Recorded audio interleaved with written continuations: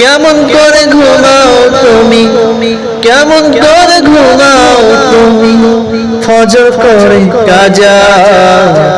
এমন তো হতে পারে তোমার জহরে জানাজা মানুষ, এমন তো হতে পারে তোমার জহরে জানাজা।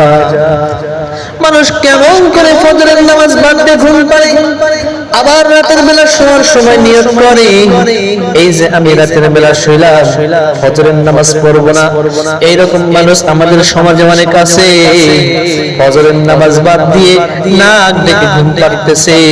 ও মুসলমান, তুমি যখন রাতের বেলা ঘুমাও, তোমার একবার মৃত্যুর সাথে চিন্তা করে দেখো, এই যে ঘুমাইতে গেলাম, এই ঘুম যদি আমার ভাঙে তাহলে আমি সকাল পাবো, আর যদি ঘুম না ভাঙে তাহলে আমি পরকালে চলে যাব।